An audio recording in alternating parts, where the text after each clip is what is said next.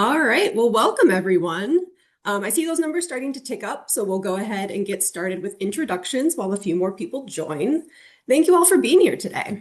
My name is Brooklyn Posler, and I serve as the Senior Associate Director of the Alumni Career Program at the Alumni Association.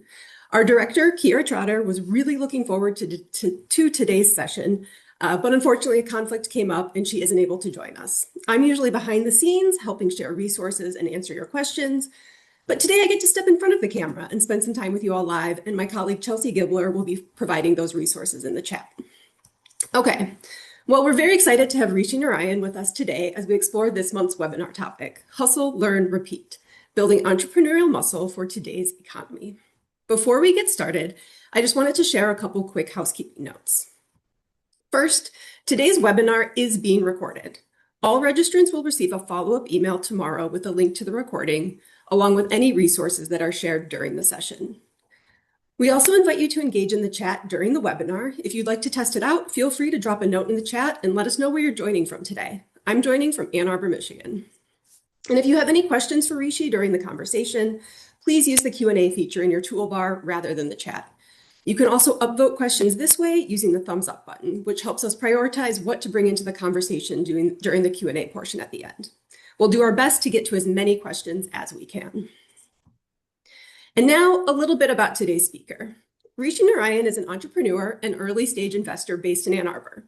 He has founded several companies, including Underground Printing, a national retailer of custom apparel and collegiate merchandise with locations across the country. He is a principal in several angel funds, including Shybor Angels, Raven Group, and Miniseed. In 2015, Narayan became a co-owner of AFC Ann Arbor, an elite amateur soccer club competing in the United Soccer League, a development league for Major League Soccer. More recently, he founded Podcast United, a collection of local podcasts and Varsity Pickleball, a pickleball club based in Southeast Michigan. Narayan holds a Bachelor of Science in Engineering and a master's degree in Chemical Engineering from the University of Michigan, and currently serves as a lecturer at his alma mater in the Center for Entrepreneurship. Without further ado, I will pass it over to Rishi. Thank you so much. Appreciate it, Brooke. It's great to be here with all of you today, and sad that Kiera wasn't able to be here, but Brooke, that was great. Thank you so much. Title for today: Hustle, Learn, Repeat, Building Entrepreneurial Muscle for Today's Economy is very fancy. It's a really nice title. It's a really cool way for me to just talk about the thing that I love talking about, which is entrepreneurship, startups, and side hustles, and getting started in this kind of wonderful world of entrepreneurship that I was like fortunate enough to stumble on at an early age, so to speak, and I've been able to keep going with. So looking forward to talking to all of you about it. For purposes of the talk, Chelsea and Brooke are going to be monitoring questions. I'd love to take pertinent questions they'll kind of flash me down. So feel free to ask questions. And then we'll leave plenty of time at the end for other questions as well. And I'm looking forward to kind of engaging and discussing with you all. Brooke already provided a great, one second, a great background and bio about me, but I'll just put a few of these things in my own words. I'm from Okemos, Michigan, which is right next to East Lansing.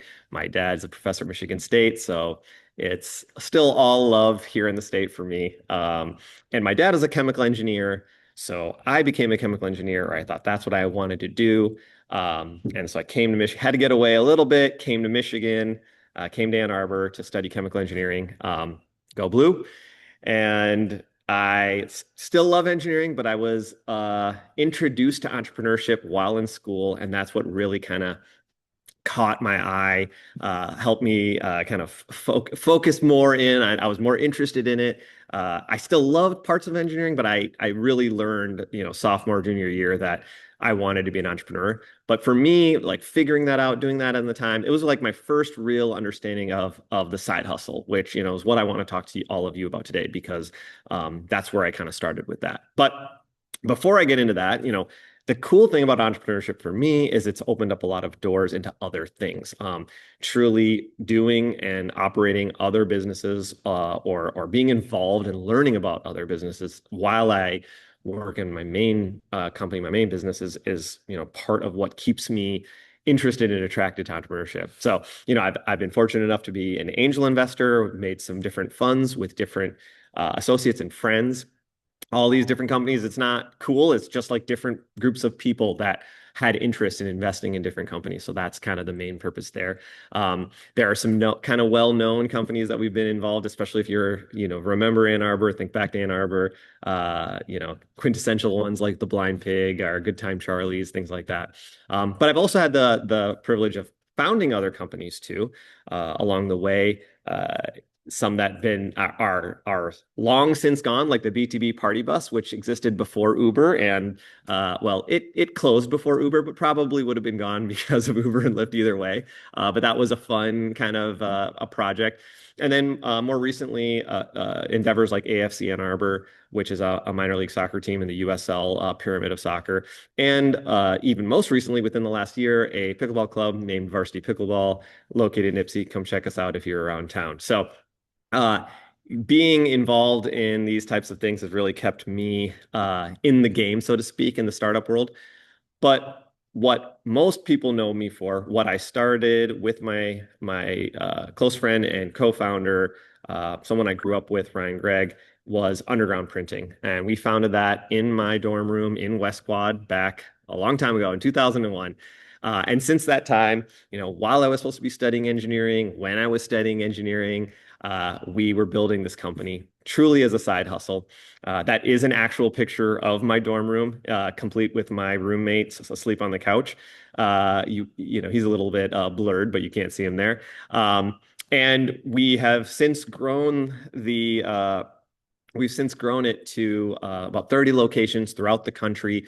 Our headquarters is still in the Southeast Michigan area. We're right outside of Ann Arbor now in Ypsilanti. You can see a picture of it there. And then we have stores throughout the country, including a couple here in Ann Arbor, throughout the state, and then throughout the Midwest and Midwest adjacent. And those are real pictures of me and Ryan from way back when and now. So it's really kind of a cool experience to have been able to grow. This will be our 25th year this year, which is crazy. So all that's for me to say, not to say like I'm some sort of expert in it by any means. It's only to say that I practice it. And because I practice it, I like to talk about it. And so hopefully, maybe some of the things that I'm saying or how I view the world of startups and side hustles will resonate with some of you as you're looking to potentially start one or have started one or even thinking about starting one. So what do I want to talk about today? Well, I'm going to like kind of portion this off into two different areas. One about is what entrepreneurship isn't, in my opinion, in my view. This isn't to say I know it all. It isn't to say there's not other views, but this is what it is for me. And then, okay, so you buy what I have to say there. What about getting started? Innovation and what that means and how you potentially like get going, right? That's the tricky part. How do you get going? How do you get started? And that's, I have some thoughts on that. I have some things that I like to focus on.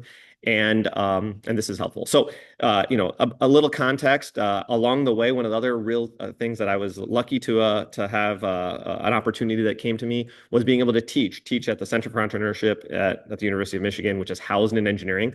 Full circle back to my where my roots were in the up on North Campus.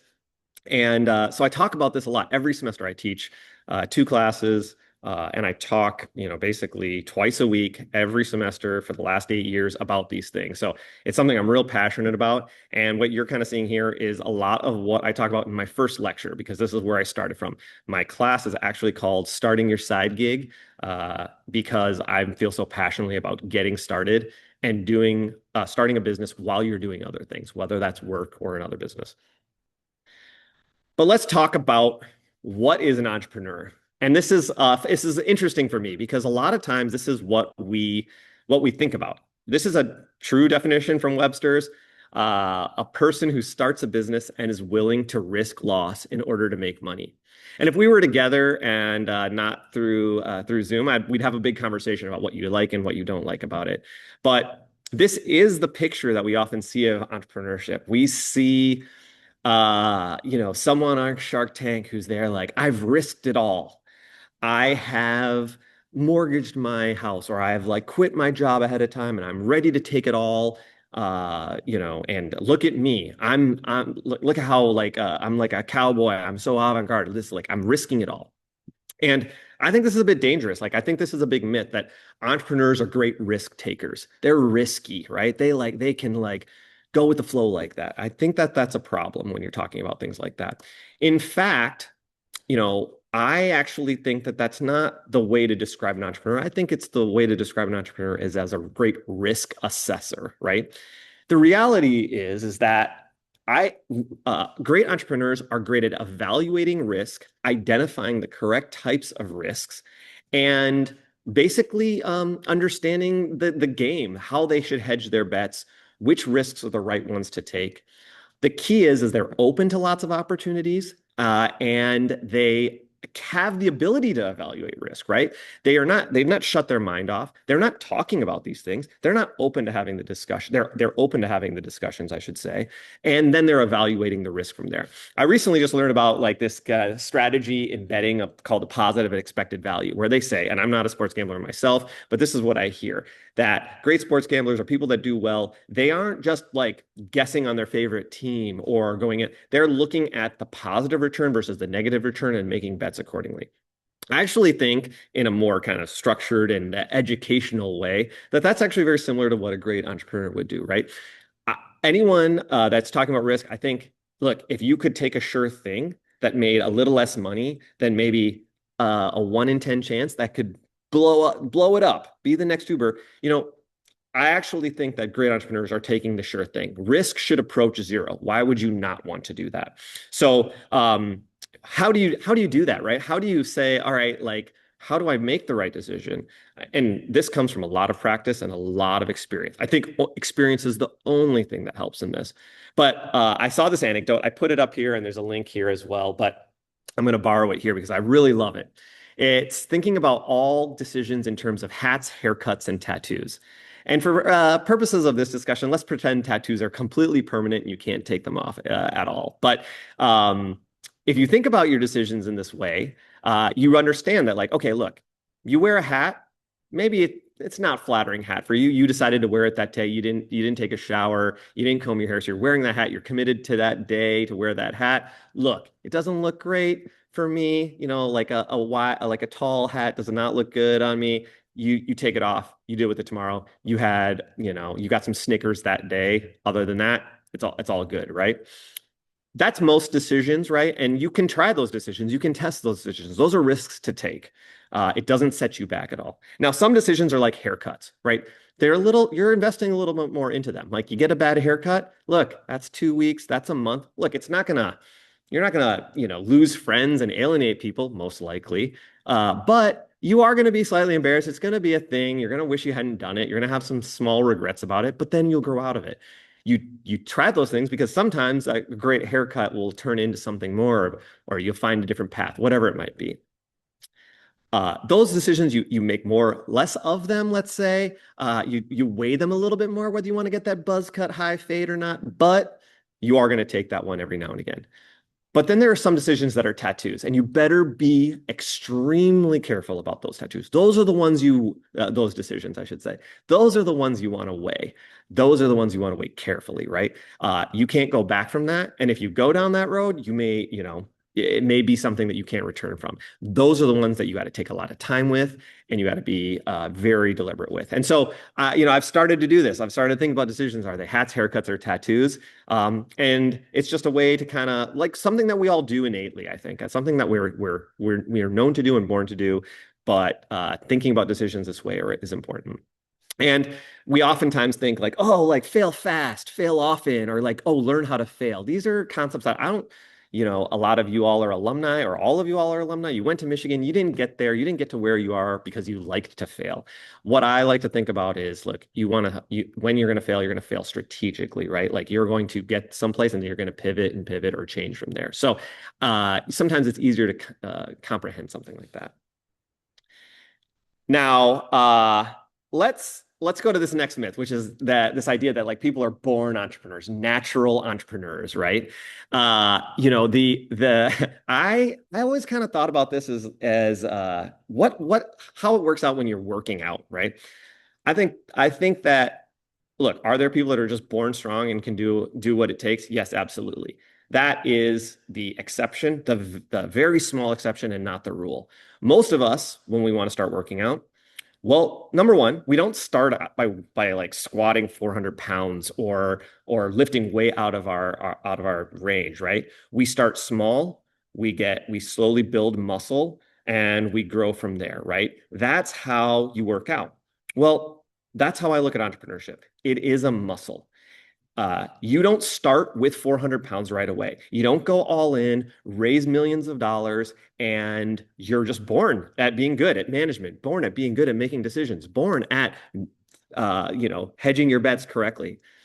These come along the way. And so you start with smaller decisions and easier companies and simple things, side hustles, if you will, right? And if you dig where I'm coming from, if you subscribe with this idea that entrepreneurship is a muscle, it has to be learned, it has to be built, it has to be exercised, and you can't hack it, right? Like you can't just okay, now I'm ready.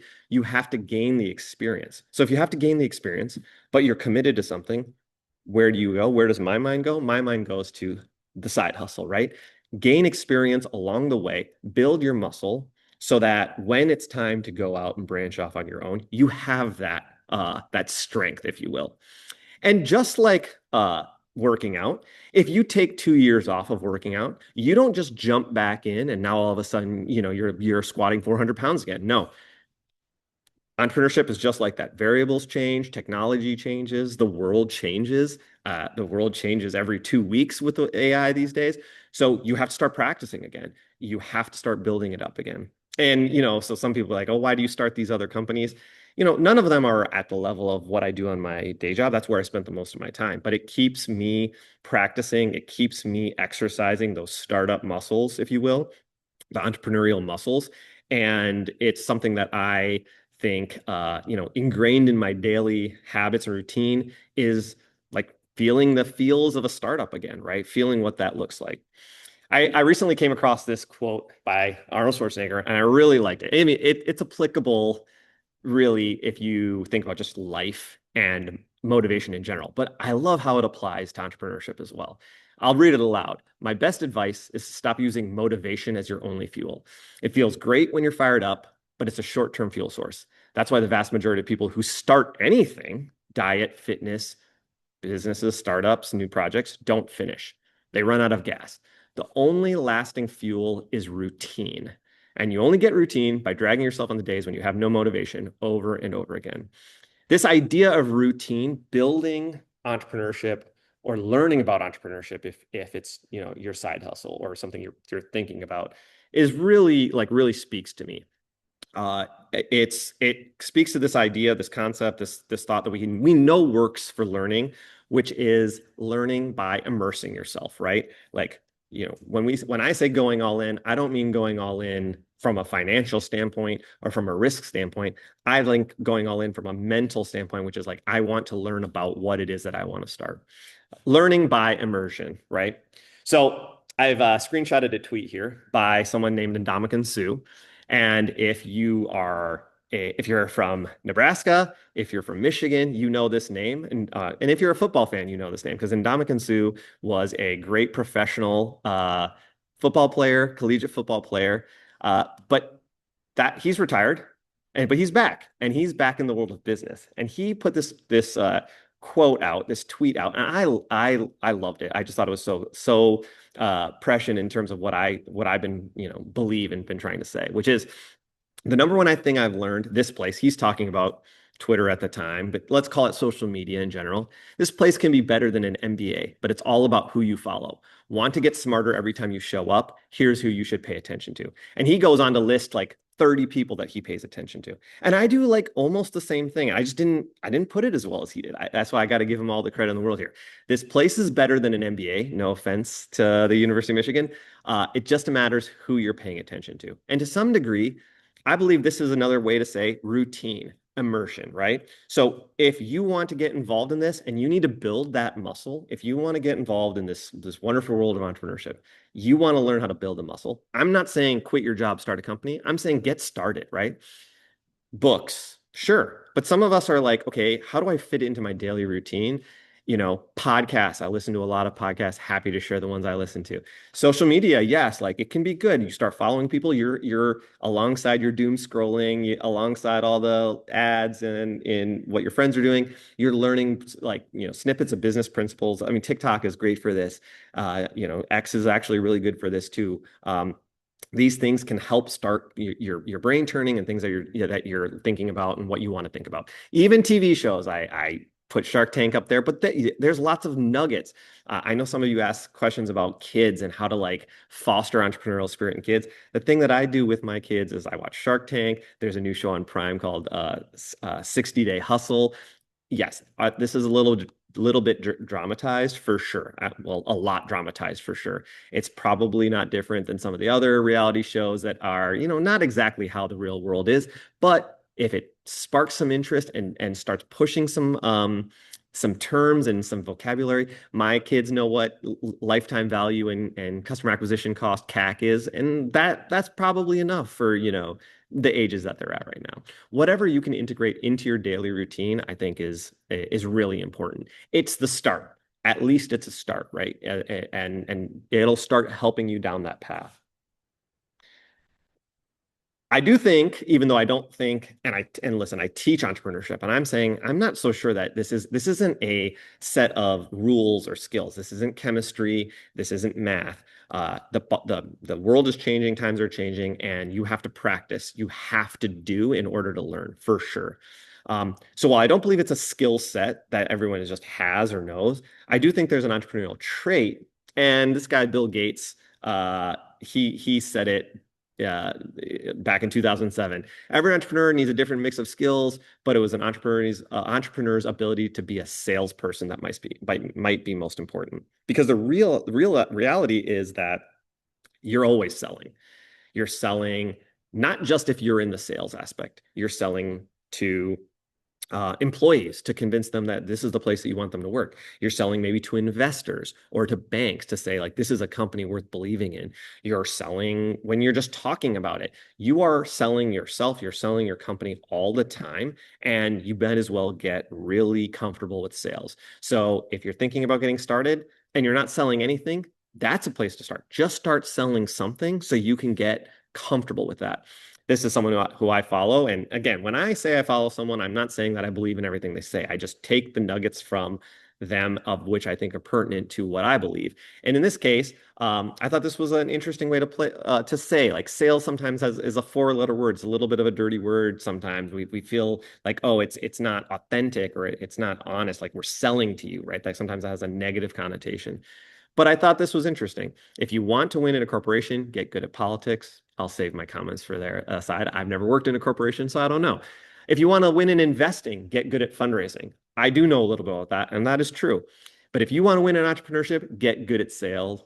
Get good at sales. Every career has a real job that sucks. That's interesting, right? And maybe sucks is a little bit harsh, but it's a grind. Sales is a grind. This concept of grind, this concept of doing the stuff that's hard to do. This is the part about entrepreneurship that is the worst part, the hardest part, but also the best part.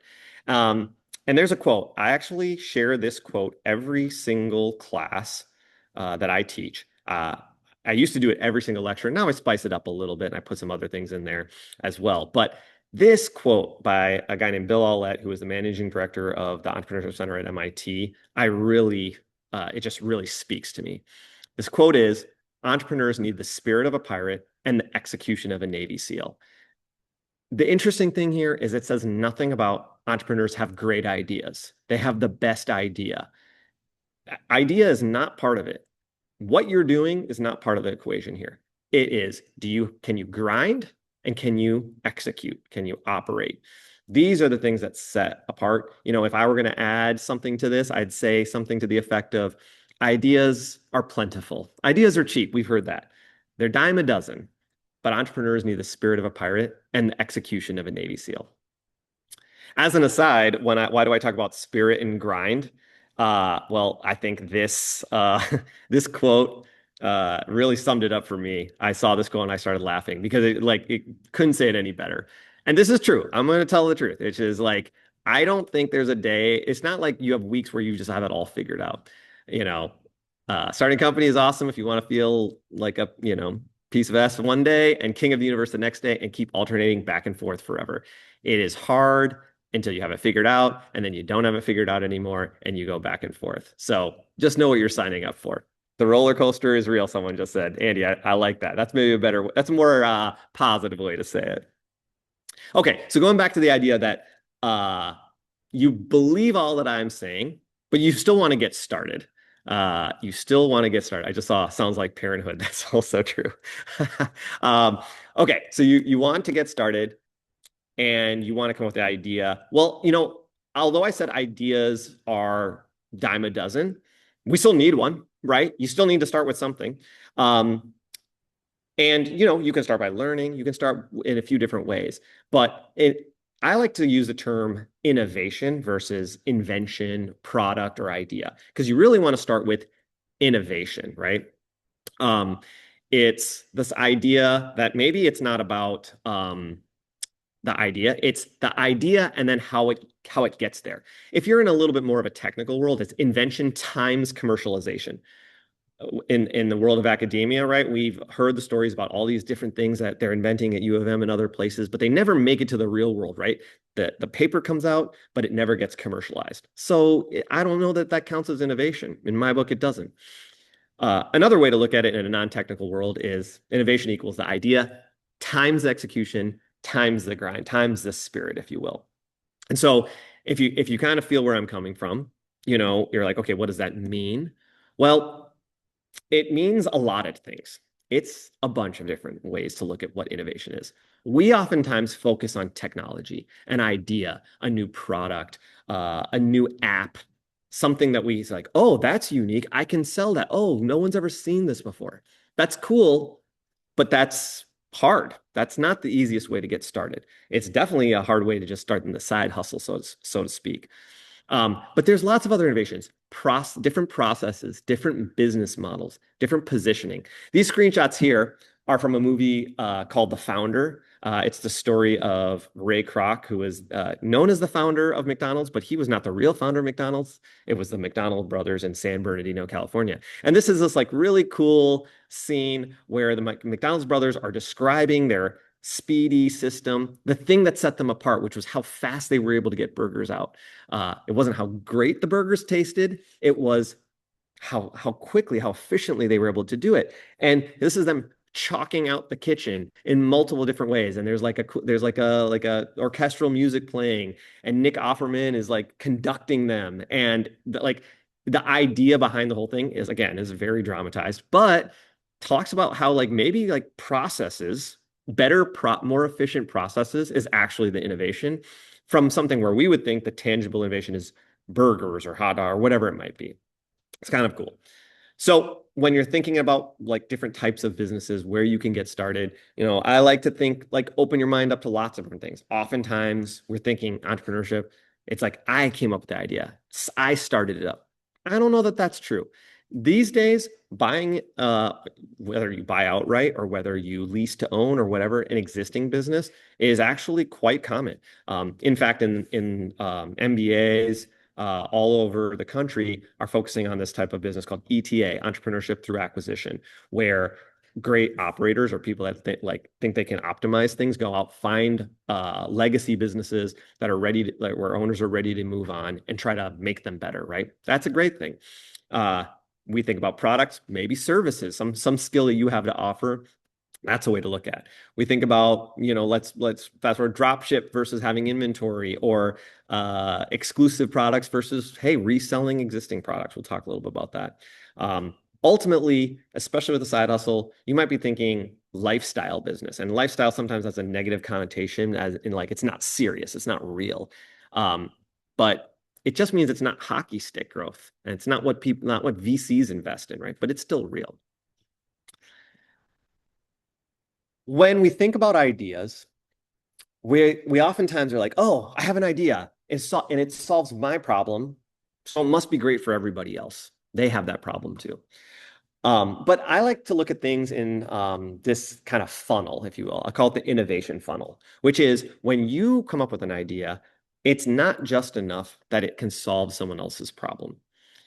The reason that ideas are plentiful is because of all these other factors that affect what becomes a business or what becomes a sustainable business, I should say. Sometimes I call this the funnel of a sustainability. You could call it profitability. Ultimately means like what exists at the end, because it's not just enough to solve someone's problem, but you can come up with something, but it's not more efficient than someone can do themselves, right? It's over engineering something, right? It might not be done as well as competitors. It may be too costly, right? So it needs to be done as well as competitors, competitively priced. In a way, we call it a nice way is appeases regulators. But is it legal? Is it moral? Is it above board? Does it require lots of X, Y, and Z, right? Um, is it attractive to investors and employees and customers, right? Like, is there enough meat and potatoes there to actually take it to the next level, or is it just for you? Um, and then, is it worth exploring long term for you? Like, is this something you're going to be interested in for 10, 15 years? Only then does the droplet come out on the underside and that it's something worth exploring. So when you come up with ideas, really try to put them through a lens where you're scrutinizing them. It's got to go through this type of research even before you go to prototype. I have a lot of students that are like, okay, I got this idea and I started researching on Alibaba how to get this made or whatever it might be. And I'm like, well, that's going to cost you money, and that is cool. And maybe you just want to do it to do it. And there's some value in that. But before you go spend a lot of money, have you put it through the funnel? Is this going to pan out even on paper? Because if it doesn't pan out on paper, it's really hard to make it pan out in real life. So I'm just a big believer in getting started, doing something. And so I guess I'm a follower of the house of the side hustle, the house of hustle. Um, if you want to build the muscle, if you want to work on getting better and learning about entrepreneurship, I don't want you to go all in. I don't want you to quit your job. I don't want you to put it all on the side to do it. You'll hear that on other shows and TV shows and whatever, but that's not what I believe. I believe you have to do things on the side and get there. But if you're going to do that, if you're going to focus on the side hustle, there are some traits. I call them the pillars of the house of hustle. And it all stems from a foundation of easy. If you're going to do it, if it's going to be routine, not that the work is easy, but that it's easy to understand. Like the problem has to exist and it has to be well known. If you have to convince people that it's a problem or explain to people this new world it's a problem, then that's going to be hard to do as a side hustle. Uh, it's hard to do AI as a side hustle, as an example. Convince the world that AI is something that needs to exist. It needs to be easy to manage. Let's be honest. Again, it needs to be something that you can do and do consistently. So if it's something where you need to sit in a store for every day, but you also have another job, that's not going to work, right? So you need to make sure that it's something that doesn't require a lot of maintenance or hand holding, things like that. It needs to make money. It has to have a no-brainer path for profitability. And the reason is because you don't have the time and resources to acquire customers at a loss for some amount of time until X years down when you have 1 million customers and now you can maintain profitability. The profitability has to be there so you can sustain in it. Otherwise, it's really hard to do. Unless it's a short-term thing and you just want to learn and get out, that's fine. But at least for most of us, the side hustle has to have a easy path to profitability.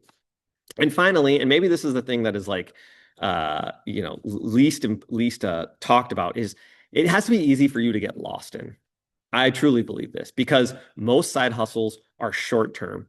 My side hustle, printing custom shirts in college, it is a complete fluke that I'm doing it 25 years later. I'm the exception, not the rule. I'm lucky, feel very lucky that it's something I get to keep doing and that we've been able to grow with it. But that first business you do, that second business you do is likely not going to be the last one. But is it something that you are not going to regret having spent 2 or 3 years on? Like you wanted to learn about it, it intrigues you, it fascinates you, it's okay if it doesn't succeed or doesn't go to the next level. Then it's worth doing because we're learning, right? And we're all here because we valued learning at some point. So these tenets, they all come together to give us the house of hustle, so to speak. It's my little AI graphic from here. But easy to understand, easy to manage, easy to make money, and easy to get lost in. These are the things I think are important. Um, so what could that look like? Well, you can launch a unique product, one of a kind product in a new space where you can like buy the demand. This is the like what we oftentimes think about, new innovation, new product.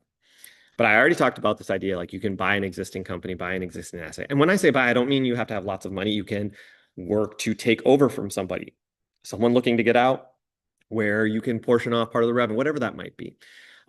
You could utilize marketplaces with existing demand, Amazon, Etsy, eBay. There's lots of them now, lots and lots of them now. And then one of the easiest places, and when I say easy, I don't mean it is easy. I mean easy to understand and get on board with and utilize some of your existing knowledge is retail arbitrage. This is not my child, but this is a friend of mine's kid who came up with selling basketball cards and sports cards that he already owns. And he did it with a spin to win. So you pay the same amount. And I went to look at this and I thought it was so cool. I took a picture and I said, this is retail arbitrage. Again, very small goals here, right? But lots to learn about how to design the pricing, lots to learn about where to add the value, lots to learn about what customers are asking for, what they might be looking for, what's popular at the time, what customer service looks like. I mean, there's so much learning that just comes from little ventures like this that you can take from that to the next one. And it's constantly building the muscle, constantly exercising that gets you to the end goal. I'm going to spend a little time just like talking through ideation and ways to start a new venture, mainly just with the goal that like maybe something spurs an idea or gets you going down a thought process that maybe wasn't there before. So we talked about technology. Yes, that's a way. You have something that you've invented or something cool. I know that some of you out there probably are doing that, and that is great. And maybe it's actually further back from that. Maybe it's just an idea. But I think that a place that you can start a venture is in your fascination, in a place that you're very curious about or fascinated about. Oftentimes you'll hear this called where you're passionate. You have to be real passionate about it. And I think the problem with that is that passion should like generally run long periods of time. You can be curious about something for a short period of time. Passion means like it has to succeed. Fascination or curiosity means like it can have this duration where it may succeed, but it may not, and it was still worth it either way. Uh, I like the idea of going after your fascinations, your curiosities. Going after your passions seems more difficult, right? It locks it down a little bit more. So, what are you curious about, and where would you be okay with if it ran for 1 or 2 years and then you moved on? I'll give you my example of this. I started a podcast company. I've always loved podcasts. Ever since it was called radio shows. I listened to This American Life back then when it was just on the radio, and then when it became a podcast. But along the way, I just loved that media, loved that form, just like the rest of the world, right? And I always wished I'd started one, and I never did until after the fact when it was already kind of mainstream to start a podcast. But I did it because I love the art form. I wanted to learn about it. I wanted to see what it took. I wanted to see if I could do it. I had an idea for a concept and I wanted to run with it. It ran for 2 seasons, 1.5 seasons. It was a lot of work. It didn't kind of go exactly where I wanted to go, and I shut it down. I spent a decent amount of money on it, a lot of time on it. And at the end of it all, it was worth it because I've been fascinated and still am fascinated with podcasts. And always kind of like curious about like, could I do it? How would I do it? What would it look like and how it would go? And it's not there anymore. And was it a waste? Not for me. And for me, I learned a lot and it was worth it for me. The last way that I will be very honest, like this is a new form and not something that I'm still learning, is in today's day and age, one of the best ways to start a new venture is not to worry about the venture at all, but it is to build a community, build an audience. This is why influencers are like becoming mainstream. Influencers are the new celebrity. And not that they all do everything great, but they find a community that listens to what they have to say or wants to do what they have to do. And economics behind marketing and that type of a community are really lucrative and fascinating at this point. This is taking the place of like, oh, just put it up on Facebook and it'll sell. Like building a community is really important. I'll talk a little bit more about this in a second, but I don't have all the answers. I'm learning this along the way as well. With my last few slides here, I'll talk about things that I think, obviously, I think a lot of these things are things you probably already know, but where is your education? That's an area to go. Where do you have proficiencies? Not always aligned with your education. That's a great place. I had a student who was a drummer, and in kind of pushing on like what would be a good business for him to start, for this class that I teach, he started to teach drum lessons. That was what he set up his site. Wasn't what his education was in, but he had taught a few lessons, set up a site, actually ended up like making it a real side hustle that he did and had bookings and all that stuff. And it was really cool. It was like a great example of proficiency, not education. You might have connections in a place. You might have people in that you have access to capital, past previous work life experience, or this idea of like, hey, there's an area that I want to improve. Um, There's a person that I follow named Sahil Bloom, and he had this idea of like a tactical approach for an idea generation. So again, I'm just trying to give ideas on how things could happen. Um, Identify a market, a big market that you want to research, and then within that market, find an underserved niche, and then start talking to people. And this is a big part, is you get stuck on what's your problem and not how other people have problems and what their problem is, and do they have the same problem as you. So you got to not just say, I have this problem, I came up with an idea, I've been victim of just that thinking. And you need to talk to a lot of other people first before you do that. Compile that data, assess and identify themes and pain points. And in fact, this is like a chart that I thought was kind of interesting, really cool, which is like, okay, you take an idea and let's classify it. Is it a pain? Is it a technology? Or is it a clone? And if it is a clone, then there's probably something that already works, and you have different like spins off of it, like new pricing or new niche or new geography. If it's a technology, I mean, it needs to be very good. This says it's bad. I mean, it's very hard. If it's a pain point for somebody and it's a pain point at their work and even at your work, that might be a great place to start. So as you're trying to think of places to start, this is one kind of way to look at it. Another way to look at it, these are 12 different strategies, but two that I like to highlight are find opportunities in keywords. Google has great tools that you can figure out what's trending, where there are niches and keywords, and like push into that.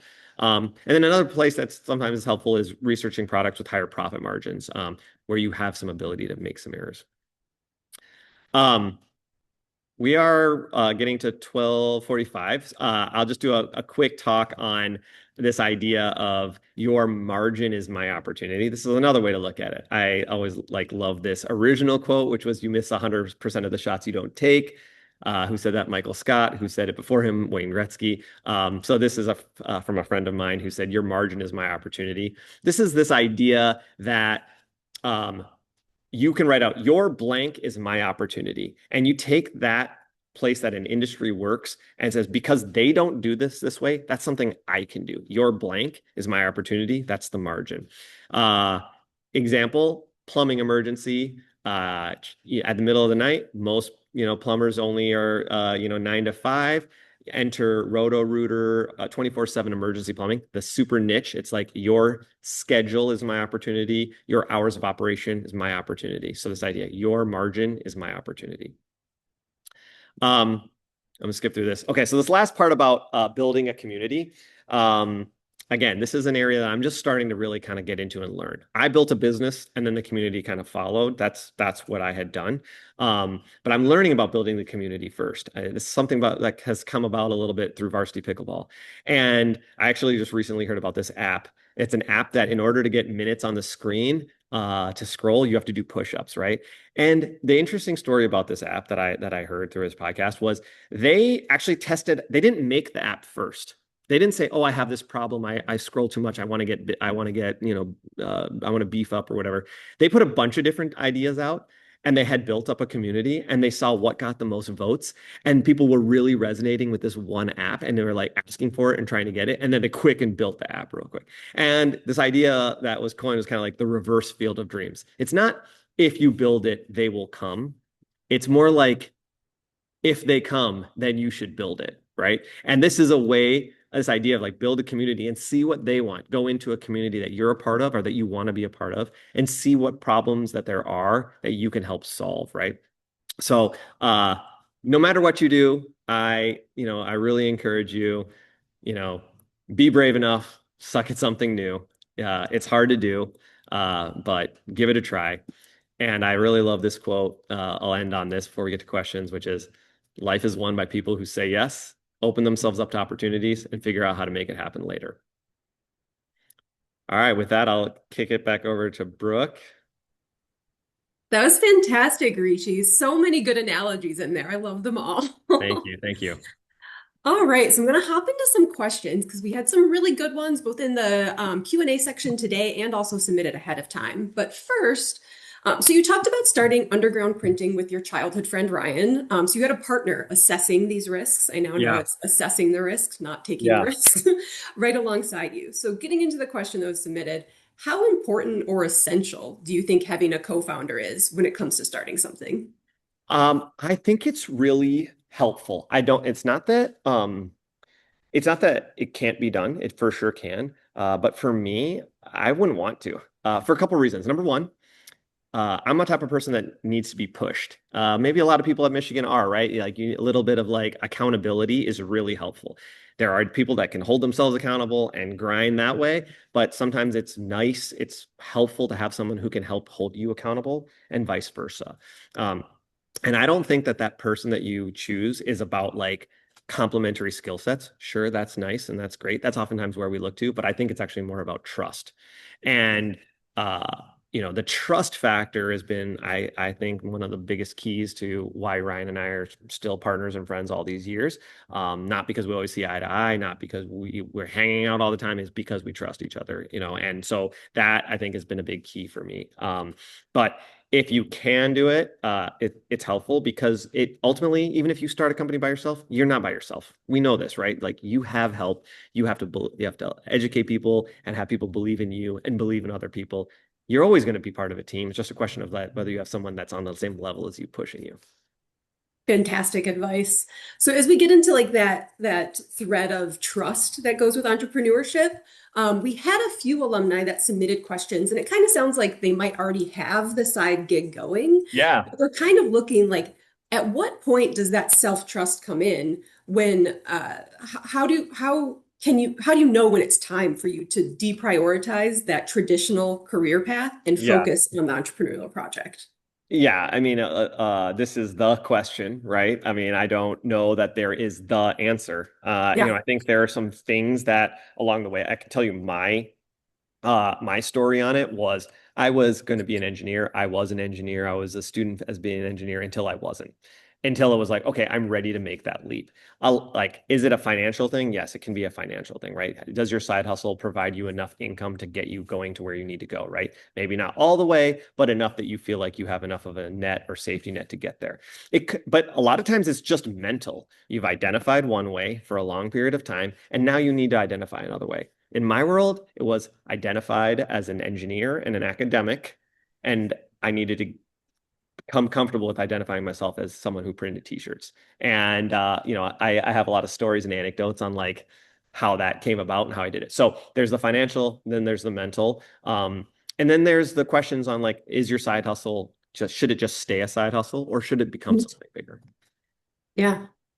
So it brings me to another question that was submitted in advance. One of the biggest hurdles for a first-time entrepreneur is money. Yeah. So could you talk about some ways that you were able to fund your business in its early years or suggestions that you have for others taking on these Yeah. endeavors? Yeah, 100%. I mean, one of the things on that idea of the pillars of the house of hustle is easy path from profitability or profitability from unit one, right? So you may not be able to just pick a business where you have to go all in on inventory or make huge risks. And if they don't pan out, then you're out of luck, right? You may have to pick a business where you can buy low inventory or drop ship. That's why one of the reasons arbitrage is the case. So if you don't have that like someone to borrow money from or a way to do that, then you need to it doesn't eliminate what you can do, or it doesn't eliminate you from being an entrepreneur. It means you have to design the business and the product as needed. It might need to go slower, right? It may not happen overnight. It may not happen in 1 year, but it can get there. The other idea is get creative. There are a lot of people that, in this idea of like buying existing assets, there are people out there that are like, they're looking to get out. They're willing to take what they've built and take a leap of faith with someone who's willing to put in the time and energy and work to learn the business and then maybe, pay it out over time. So there's a couple ideas, but again, it can be just about like making money right from the start, which I'm not saying I always know how to do or did, but I'm just saying it's there. Yeah. So I really liked your analogy that you used earlier with the decision making. Decisions are either hats, haircuts, or tattoos. So a question came in that with respect to haircuts versus tattoos, what criteria do you personally assess to determine if a decision falls into the tattoo category versus a Yeah, hair? that's a great question. I mean, transparently, something that can set you back is you think it's a haircut, but it's actually a tattoo, right? I mean, I don't know that I have the exact playbook, and I think it Mhm. differs from business to business.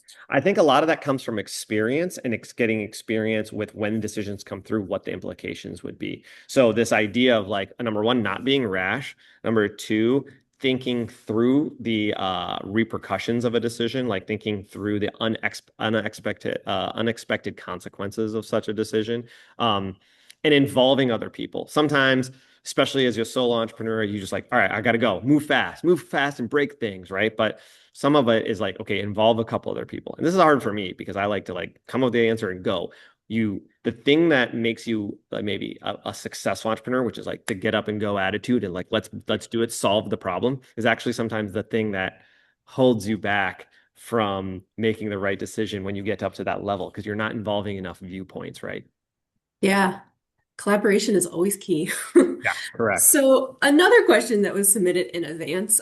Many of our alumni see value in connecting with those from a different generation. Yeah. And I know you talked a little bit about the building community around both the entrepreneurship and the product overall, but do you have any recommendations for how more experienced alumni can partner with a younger generation of entrepreneurs or vice versa?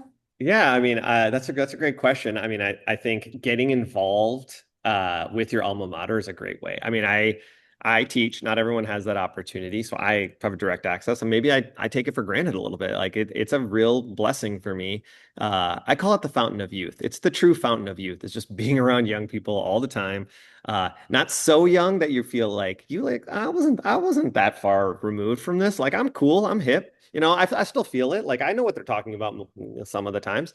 And Only some of them. it's like maybe that's the connection, but really that's about getting involved, right? Whether it's young people there or young people around.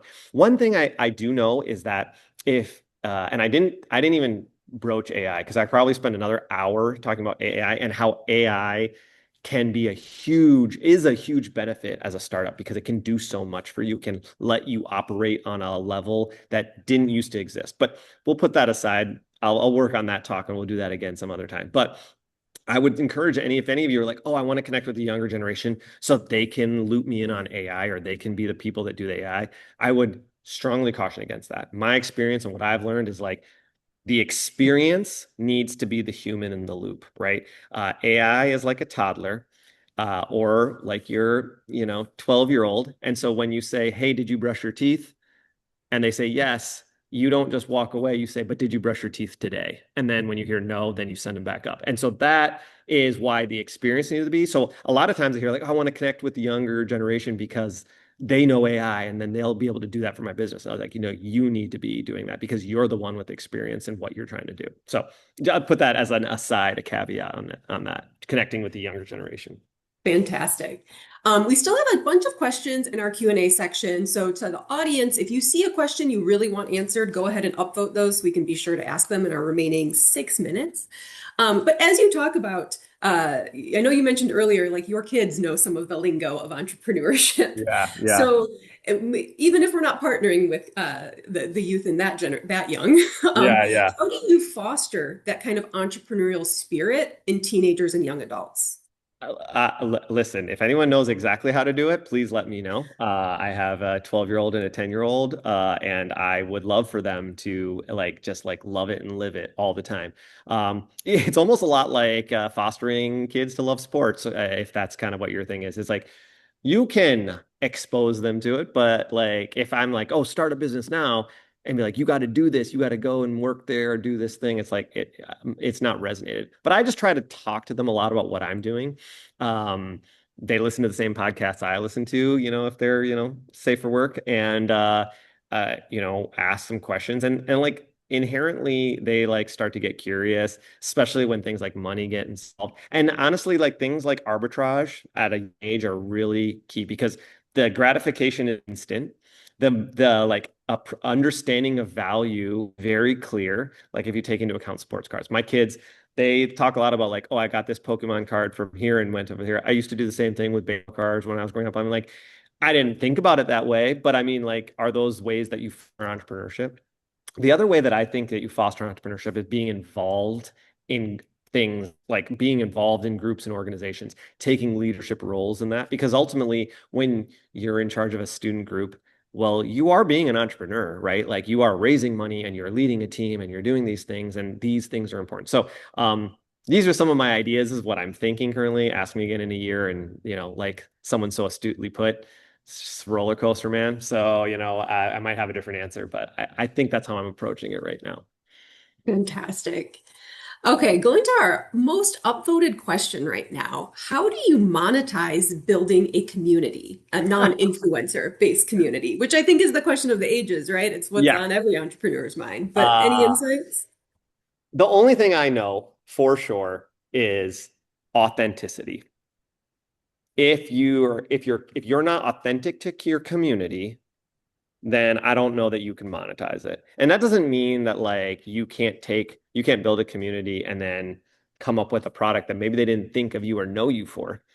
Um, but if you're not authentic with it, then that's something that's different. Um, and this idea of like again, I'm learning this because I started the business that I started, which was well, had an idea, had the product, went that, and then we built a community around that brand. Just like I think now we live in a world where it's so easy to start a company. That's a great part about it. But because it's so easy to start a business, the thing that's actually harder is building the community around the business. Because actually, before like you start the business and you had time to build the community or customer base until competitors and different options came along. Now if you start the business, another business can be started next day, 2 days because someone saw your post on social, whatever it might be. So having that fan base is great. I talk a lot about crowdfunding and Kickstarter in class. I have a lecture doing it because it's a way to do that, like coincide those two things. It's like you have an idea, but your idea is like, hey, I'm gonna go find a community that believes in my idea. So, like as an example, that's a way to kind of do both of those things at the same time. So I don't have the answer 100%, but I do know authenticity is key, or at least your ability to be there. And then I don't think you can have a time constraint on it. It can't be like, I'm going to leave my job in a year, so I better build that community in a year. Some time constraint is good, but authenticity and time constraints are oftentimes not. They go head to head. Great. Okay, so one final question to close us out. You talked about learning through immersion. Can Yeah. you recommend any resources, books, podcasts, anything Uh, else I that have you've I have a come across? lot. I have a lot. There's a bunch of people I follow, Okay. and that I would recommend. Some of the ones that I'll just throw out a few that I really like. There's a guy named Michael Girdley. He has a concept called the rise and fall of business. I've been learning a ton from him on that. That's on social media. There's a podcast that I really love. It's called My First Million. It started out being like, oh, make a million, but now I think it's like it's moved on over the years into startups and ideas and the real world of business, which I think is really cool.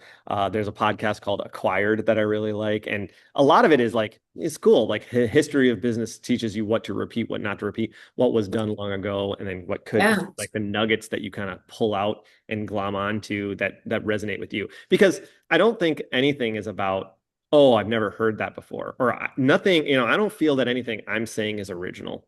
I just heard it one way and I say it one way, and maybe that way resonates with 5% of the people that are listening. But that 5% is critical. I learned this like teaching class. It's like I would say a bunch of things and I would want all 60 kids in class to be like, that's amazing. But it would only be 5 kids. But those 5 kids would stay after every single, lecture and we would talk. And I think that like that has been really kind of critical to what that looks like. So, you know, I don't have all the answers there, but I think there's something there.